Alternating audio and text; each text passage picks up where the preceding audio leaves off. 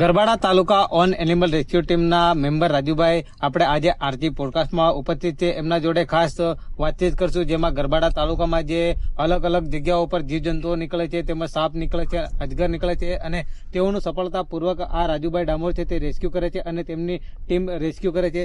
રાજુભાઈ ડામોર, આપનું આરજી પોડકાસ્ટમાં હાર્દિક સ્વાગત છે. થેન્ક યુ, ખૂબ ખૂબ આભાર તમારો. તમે 24 કલાક કઈ રીતે જે તમારી લાઈફ છે તે જીવો છો?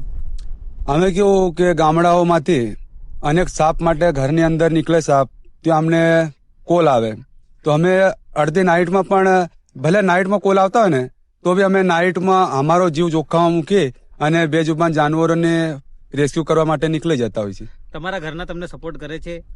ઘરેથી તો સપોર્ટ મળે છે. તમને કઈ રીતે સરકારી સહાય મળવી જોઈએ કે નહીં? આમ તો મારા ખ્યાલથી મળવી જોઈએ, પણ ખરેખર આગળ અમે પહેલા પ્રોસેસ કરી હતી પણ એ અમારી પ્રોસેસ નિષ્ફળ ગઈ. આમાં ગરબાડા તાલુકા અંતરિયાળ વિસ્તાર છે, અહીંયા અવારનવાર દીપડો છે, પછી સાપ છે, અજગર છે, તે નીકળવાની ઘટના બને છે. ત્યારે તમારા પર પહેલો ફોન હશે ત્યારે સૌથી પહેલા તમારા મનમાં કયો પ્રશ્ન ઉભો થાય છે? હા, તો કેવું કે જ્યારે તમે દીપડાની વાત કરી છે ને, એમાં કેવું દીપડા માટે પહેલા તો ઘણીવાર અમને પણ પહેલા કોલ આવે, પછી એના પછી અમે ફોરેસ્ટ વાળાને જાણ કરીએ.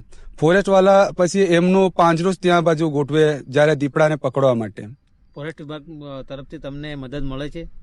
ફોરેસ્ટ તરફથી પહેલા અમને જ્યારે આરએફઓ બારિયા સાહેબ હતા ત્યારે મળતી હતી, પણ હાલ ખરેખર નથી મળતી. અત્યારે કઈ પરિસ્થિતિ છે? અત્યારે તો અમે કેવું ફોરેસ્ટનું વચ્ચે અમારે થોડી બબાલ થઈ હતી, તો એના પછી અમે કીધું હતું કે અમે ફોરેસ્ટનું કામ નહીં કરીએ, જે અમે કામ કરીએ છીએ અમારા ખુદના ગ્રુપ ટ્રસ્ટ દ્વારા કરીશું.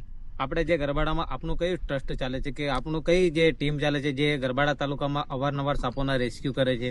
આપણે ગરબાડામાં તો ઓલ એનિમલ રેસ્ક્યુ.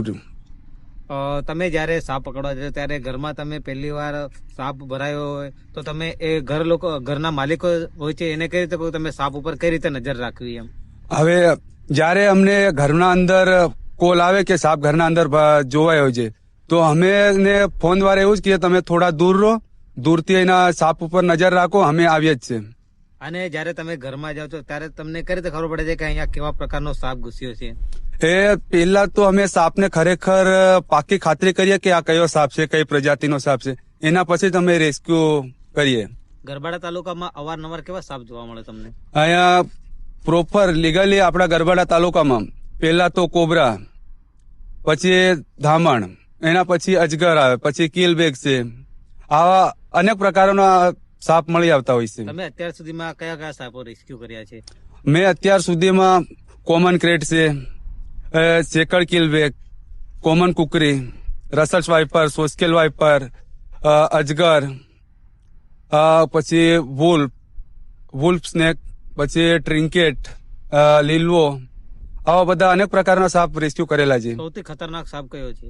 આપણા ગરબાડા તાલુકાની અંદર સૌથી ખતરનાક સાપ એ કોબરા જ છે, અને એના પછી નાઇટમાં નીકળતો સાયલન્ટ કિલર.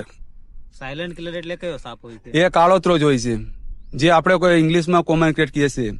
એ પેલા પથારીઓમાં નીકળતું હોય, કપડામાં નીકળતું હોય. એ સાપની લંબાઈ આશરે કેટલી હોય છે? કયા સાપની એક્ઝામ્પલ તરીકે ધામણ સાપ છે, કોબરા સાપ છે. ધામણ સાપની લંબાઈ કમસે કમ 11 થી 12 ફીટ થઈ શકે. તમે સૌથી મોટો કેટલો લાંબો સાપ પકડ્યો છે અત્યાર સુધીમાં? મેં સૌથી લાંબો અત્યાર સુધીમાં 14 ફીટનો અજગર પકડ્યો હતો. અજગર અને સાપ બંનેમાં સાપમાં કયો મોટો પકડ્યો અને અજગરમાં કેટલા કિલોનો? ધામણમાં જે મેં ધામણ પકડી તે 11 ફીટની હતી, અને ખરેખર એને અમે ટેપથી માપી પણ હતી, એ 11 ફીટની હતી. અને પછી જે અજગર પકડ્યો હતો 14 ફીટનો, એનું વજન હતું 61 કિલો. અને ગરબાડા તાલુકામાં અવારનવાર કયા સાપો સૌથી વધારે જોવા મળે છે? ધામણ અને પછી કોબરા. હમણાં જે હાલ ચોમાસું ચાલુ રહ્યું છે ત્યારે લોકોના ઘરોમાં સાપ ભરાય છે, ત્યારે સાવચેતીના પગલા રૂપે એમને શું કરવું જોઈએ?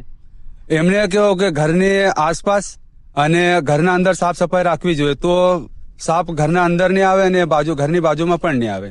અને જયારે સાપ ઘરમાં નીકળે છે અને ઘર માલિકને જયારે સાપ દેખાય છે ત્યારે એવો સૌથી પહેલા કોને ફોન કરવો જોઈએ? સૌથી પહેલા તો કોઈ એક્સપર્ટ રેસ્ક્યુઅર એને કોલ કરવો જોઈએ અને સાપથી દૂર રહેવું જોઈએ. અને જયારે રેસ્ક્યુઅર ઘરમાં સાપ પકડવા માટે જાય છે ત્યારે સાવચેતીના પગલે શું શું ધ્યાન રાખે છે? પહેલા તો જે પેલા આપણે રેસ્ક્યુ કરવા પોઝિશન ઉપર પહોંચી જઈએ પછી ત્યાં બાજુ કેવા સાપને જોવા માટે માણસો એકત્રિત થયેલા હોય એ લોકોને થોડા દૂર હટાવી પછી અમે એને પકડવાની કવાયત હાથ થઈએ.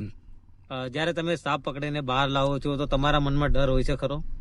આમ તો ડરીને જ કામ કરવાનું, સાપને આપણે પકડે ત્યારે ડરીને જ કામ કરવાનું. ડર તો ખરેખર હોતો જ હોય છે કે ક્યારે ના કરે નારાયણને કઈ થઈ જાય. 24 કલાક તમે મોત હાથમાં લઈને ફરો છો, ગમે ત્યારે કોલ આવો છે અને ગમે ત્યારે તમે જાઓ છો. હા સાહેબ, અમે ખરેખર મોત તો અમે મુઠ્ઠીમાં લઈને જ ફરતા હોઈએ છીએ. અને ગરબાડા તાલુકામાં જ્યારે તમે સાપ પકડેલા છે ત્યારે એને કયા વિસ્તારમાં રિલીઝ કરો છો? અમે રેસ્ક્યુ સાપ કોઈ પણ જગ્યાએ તો આપણા ઓર ગરબડાથી અમે કરીએ છીએ. ત્યારે ખરેખર અમે સાપને કોઈ રસ્તામાં નહીં છોડતા, અમે ખરેખર ફોરેસ્ટ એરિયામાં જ છોડીએ જ્યાં ફોરેસ્ટની જમીન છે ત્યાં બાજુ. કોઈને સાપ કરે ત્યારે એને પ્રાથમિક સારવાર શું કરવી જોઈએ?